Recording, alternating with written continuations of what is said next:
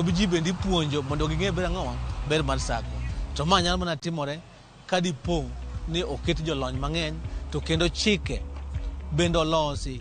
County be nyaka los chikege. Dwa gomb sako wan gi sub county admin, wan gi admin, wan gi ward admin, wan gi assistant chief. Onego los chike e county level. Ma assistant chief bende nyaka ng'e ni sako ma e gweng'e ringo nade. Chief sako ma ringo nade. Ward admin sako ma e gweng'e ringo nade.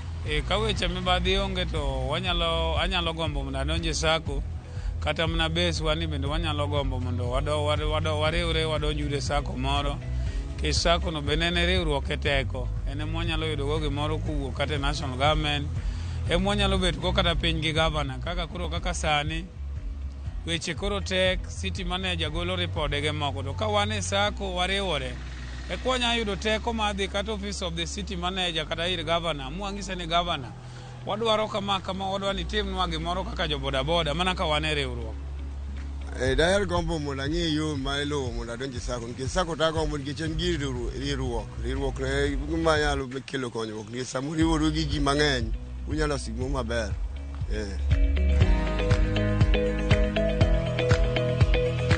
Sako adonje 2017 kendo sako osebedo ka ber kabisa. In fact, all in Migori County we have 16 SACCOs, to SACCOs mantiego osebedo ka konyo kabisa.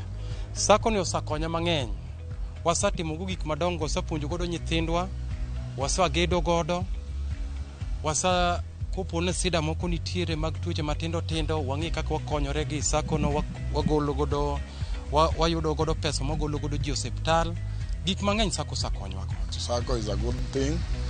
Moriwo wi oganda. Gimomiyo apuoyo ber mar sako nikech nitie ndalo machon drivers, conductors nok nya tero nyithindgi skul kuonde ma jok mo obedo employed tere. To sani kuma nyathi japuonj dhiye ma nyathina bro dhiye, kuma nyathi daktari dhiye ma nyathina bro dhiye, nang'o? Nikech wasave kasto waolo loan, waduoko mos. Mokwongo ne wan manamba machon, to sako reform wa ai manamba, koro wadok e jomiluongo nitie, wan gi drivers, conductors and road clerks, waonge manamba. Kendo okelo discipline e bus parks magwa duto te Migori County. Kidhi kamoro amora ibiro no kasani onge joma mer, onge joma gore, onge weche madongo mane manamba dual stages ka matien mago gik ma wanwang' from sako. Kamwa bede stage kanyo osemiyo wadongruok ma ng'ato ka ng'ato, sako ka sako luwo chik mar cooperative mar dongruok ma giwalore loan, mana kaka jakom osewacho, wadongore. To gima nitie monego mapok sako kotimonwa, pesa nitiere mabiro from national to county mondo giolwa pesa mondo wadongore go, pok gitimonwa kamano. Mogik akwayo ni Asra Fund mabiro ni jo sako, jo cooperative mondo ng'i SACCOs gi mondo kik SACCOs gi to giger SACCOs gi. Sako puonjowa holo kod kungo, kendo kol puonjowa watimo savings kwase save to nwaketo ni bang' dweche 6 to waholore loan, kendo members miyo loan ma en mana ni mondo wanwang' assistance from county government kata from national government kata kum cooperative ma offices ma wan go ema pod otambore ne ginyalo wuok piny mondo gikonywa. Today koro wasechako gik moko mwaneno ka other SACCOs tim e other counties mag Central kata Rift Valley.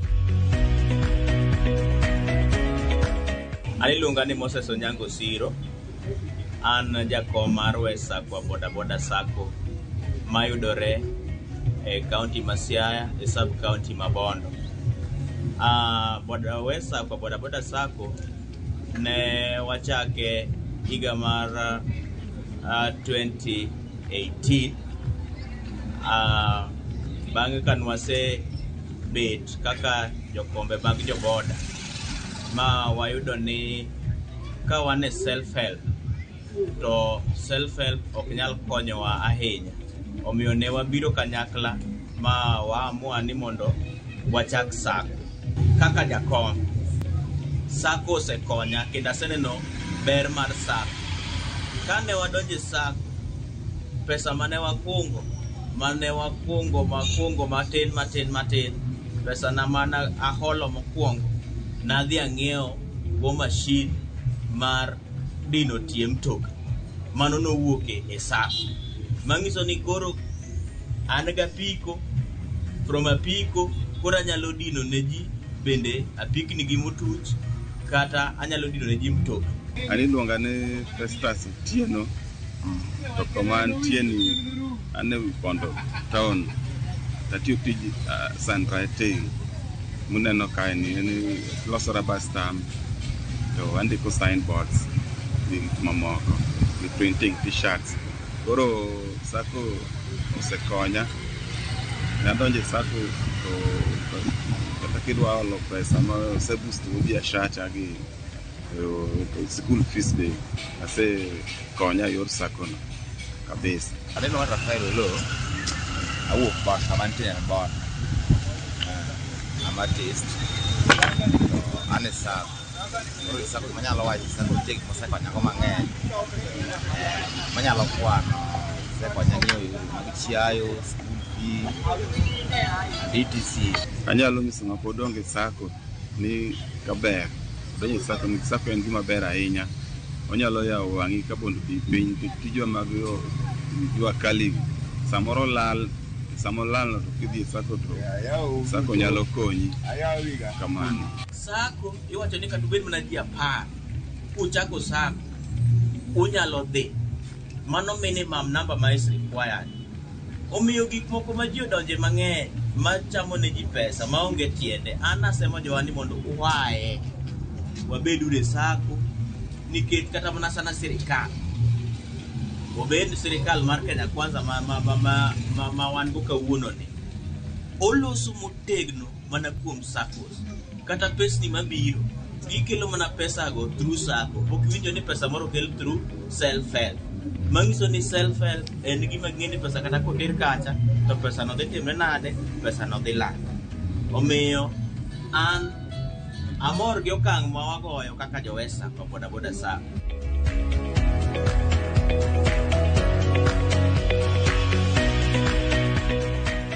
Ok apar ni oganda Luo okia go ohala. E bedo na kaka dendo wani kas kata assistant minister mochung' ne migawo mar kembe kod ohala aseneno oganda Luo jowa matimo ohala kendo gin gi lony kendo gidhi maber kabisa. Gima pani samoro chachowa en financial discipline. Bedo gi ng'eyo ni pesa kiloso ok en molosi mondo dhi otogo ngona kata chamo raha. En ni pesa miloso ichaki puro dok mane i ohala. Dok mane i ohala machieng' moro dongre mobed maduong'. Thoth jowa bende manigi winjo kendo ng'eyo matut e weche mag ohala ok othoro dok pacho mondo gipuonj ji ni to ere kaka itimo ohala. Koro ibiro yudo ka dala kucho nitie jaboda boda ni samoro loso 4,000 e odiochieng' achiel. 1,500 kata 2,000 obiro oro ni wuon apiko ka apiko nok mare. To donge 2,000. 2,000 ni ok ong'eyo ni nitiere kaka ginyalo riwore ma gibed sako mokaw pesa ni okane sako pile. Mowach ni an pesa mora mayudo mowuok e peng ni abiro kawo atamalo 30% akano pile. Giko dwe abiro yudo kan gi 15,000. Giko higa 15,000 ni biro nyuolore mabed 180,000. 180,000 ka in gode sako inyalo holo pesa nyadidek e sako no. Nyiso ni ka in gi 180,000 inyalo kwayo 540 mami mibiro chulo mos. Kitimo mano kane ionge ga piko ibiro yudo king'iewa piko ni kata 4. Koro imbe ndi chuli to mari bende loso. Iya piko ibiro dhi ng'iewo tuk. Nyaka waneni wadongore. Teko mar sako en ngufu mar ji moriwore makelo en kanyakla en pesa ni mitero kanyo igoni nyadi 4 kata nyadi 3.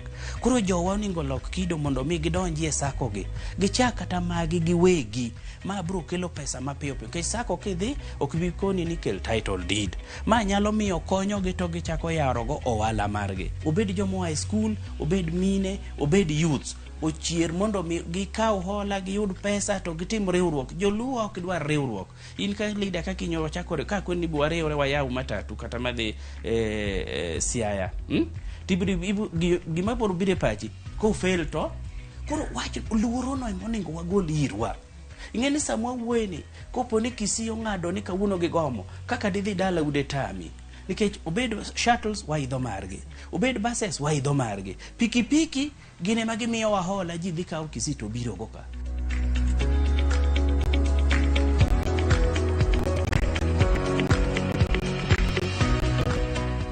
Oganda mathoth nyakoromo ga juang' ahinya te gwengewa wachore ni poko yango kaka ginyalo chako riwruoge mag saga.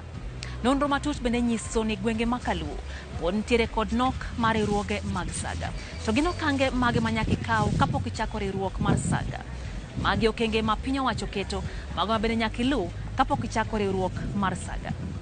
Ponono ni untiere kod dwaro mar chako riwruog saga kata sako uwegi.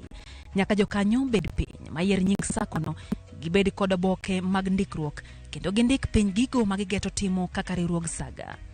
Riwruogno nyaka bed kod jokanyo ma ok tin 10, owinjo gichiw nying jakom margi, jakeno kod jagoro kendo chiw tije magitiyo kod kuonde magidakie. Kapok riwruogno chako tich, chik dwaro ni nyaka chiw nying alwora kata boma ma odhigo e tach. Ka in kod dwaro madonje sako, nyaka jaso boke mandikruok moting'o nonro mari kaka jakanyo, nyaka chiw pande mari kata passport, nyaka chiw tipo mari kata picha ng'ada kod omenda mandikruok kaka chike mag sako no dwaro. Ber bedo jakanyo ma sako en yo mithuolo mar yudo hola yo moyweyo. Bedo e sako en yo makare mar kungo kaka jakanyo. In kod thuolo makare mar somo paro, ahinya to paro mag ohala kaka achiel kuom yorego mag nyayo dongruok mari. Bende nweng'o mari kaka jakanyo mar sako medore kaka imedo kungo. Mogik nyakoromo ga juang', jokanyo mar sako ni kod thuolo mano mar chulo omenda matin mokalo mijuogo ewi hola kipimo kod mago mijuogo ewi hola mag bengi. En geno mara nyakoromo ga juang' ni podin kodwa e chendo ni mar ohala gi mwandu. Nyaka sechegi an gi geno ni koro intiere kod siso madonje riwruog saga kata chako maru. Wako yo matin to ka waduogo wabiro twak gi jalonye keto chendo makare mag tawo riwruoge mag saga. Kik idhi mabor.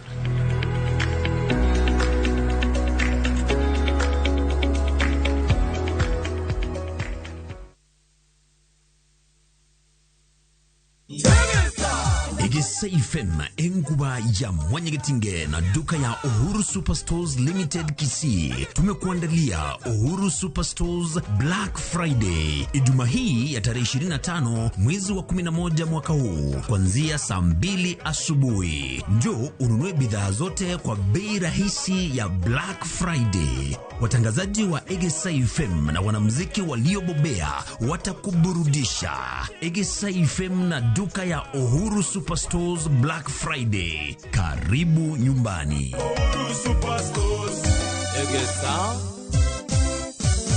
FM.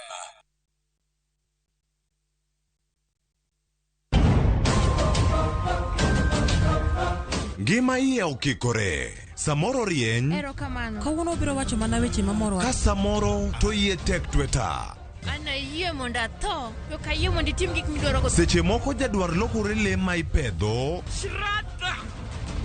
Jogo mane hiero lokore jasiki maduong'. Nikech timbe ne njore, to kendo jawuoro mapok anenoga. Indiwe mondo thoda kwa ywak. Ng'wech en mar manyo hera. Hera mar adieri. Hera ok chiwre nono, nyaka ichiw hera eki yud hera. Dago ngima kendo yudo hera. Ji te mantiere odni oheri ahinya. Tapki, wuok tich nyaka ngeso, saa 2:15 otieno, mane Ramogi TV.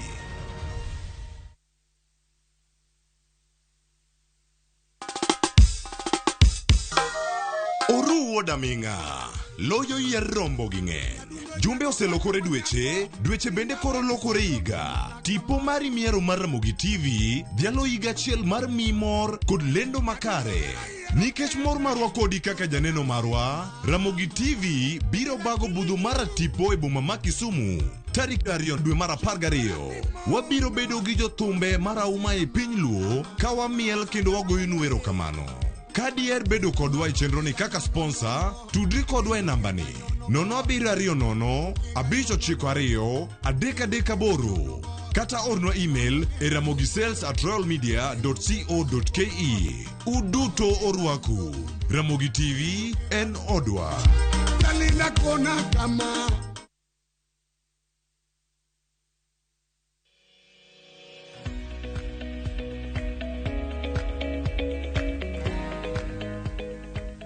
Machiegni kendo janeno marwa mar Ramogi TV kendo jahera mar chenro mar ohala gi mwandu. Nyakora Mugajiwang chako riwruok mar Saga en mano okang' mokwongo e chenro mar arieya mar keto e tim riwruogegi. To ginang'o gini ma nyaka jokanyo tim mar neno ni giyudo ber e riwruogegi mag Saga. Nowatwak gi jolony mar ng'eyo kaka nyaka ta chenro mag riwruogegi mondo mi gikel ber kod mwandu ne jokanyo. Iluonga ni Dickson Hongo Okungu. An wuod Kisumu County, Seme Sub County. An jachung' kata jatatije e Saga miluongo ni Hazina Sacco. Hazina Sacco wantiere dala maduong' mar Nairobi ka. Sacco nitiere mopogore opogore. Saga mag Sacco nitiere mago makawo jotich mondiki e yore mayuto gi gin kaka mshahara e giko dwe ka giko dwe. Koro mano en achiel kuom kit Sacco mantiere e thurwa ka. And Hazina Sacco en achiel kuom Sacco mano maywayo jogo mondiki mayudo mshahara e giko dwe. Nitiere bende Sacco mar johala. En Saga machoko jogo mane ohelni mopogore opogore mondo mi giyud kaka ginyalo dhi mbele dongruok gi e ohelni gi mantiere godo. Sacco bende nitiere ma jopur, farmers cooperatives, nitiere thurwa ka. Winje gwenge mamoko ni jomoko gin jopur mag kahawa, mag majani chai, jomoko gin jopur mag pyrethrum, gigo machalo kama, gik maelo kata joma nigi pur mag niang'. Koro Sacco bende betie mar jopur. Ahinya ahero mar lero ni nitiere Sacco bende Viyaudo Wawil mar jogo ma jowuoth, transport Saccos nitiere, and waneno ka jogo man gi geche gi sirikal oketo gi mondo mi gi register kae gi wuoth kaka jokanyo mag Sacco. Mano bedo kuom weg geche mag wuoth. Taero mar wacho ni sani sirikal okelo jochung' mang'iyo kaka Saccos wuotho. Koro e kidienyno bedo ni Saccos bende ochako pog diriyo. Nitiere Saccos mwawacho ni gin deposit taking, manyiso ni oyienegi mar choko yuto mag jopiny kaka savings dwe ka dwe. Gin gidwa chalo kod bengi e yore mang'eny, lakini pod gin Saga. Ae nitiere bende kit Sacco ma ok kaw deposits kuom jopiny,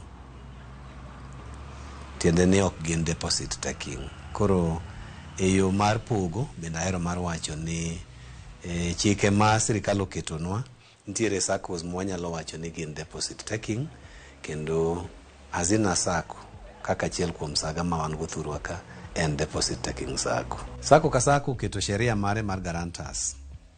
Koro yiena mondo awach mna makorwa kaka Hazina.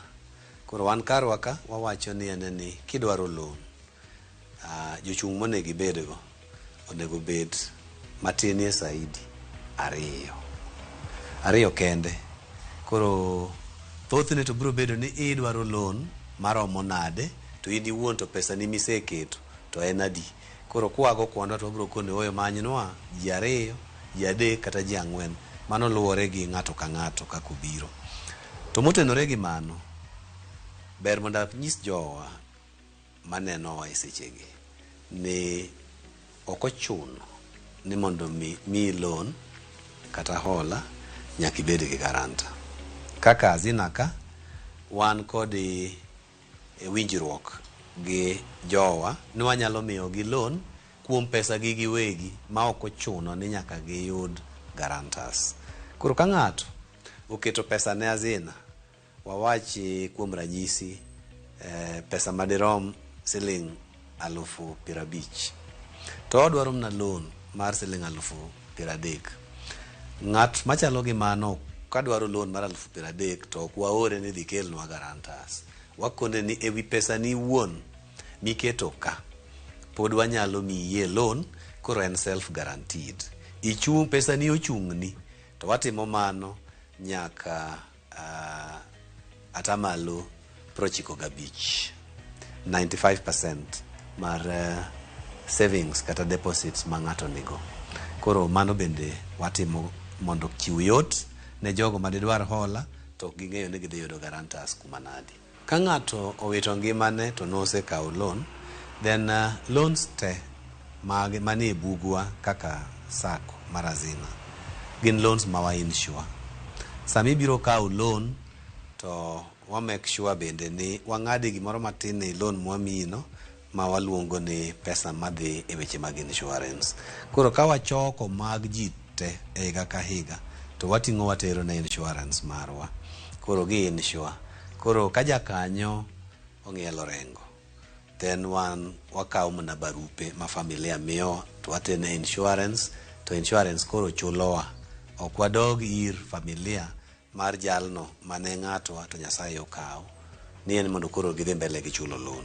Guarantors bo kwa dhi irgi, insurance chulo kamaka ni loan ne nitiere mayore ne ler kendo en tijwa mondo wa disclose na insurance e sechego ma wachiwo loan. Amoso nyikwa Ramogi Ajwang', iluonga ni Lwanga Mbeche. Lwanga Mbeche en jata tije ma Kimisitu Sacco. Sacco ber, an mokwongo obro miyi thuolo mar kungo. Ibro yudo kaminyalo kane pesani. Mar ariyo ibro yudo kaminyalo kawe pesa minyalo timgo ohala kendo mondo idongri gi atamalo mapiny. And sacco ni be kibede to sacco ni en mari.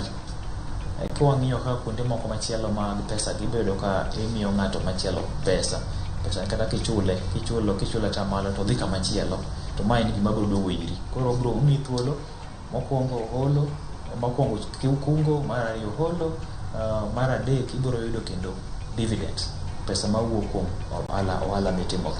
Mar adek onyalo miyi tim gik mang'eny.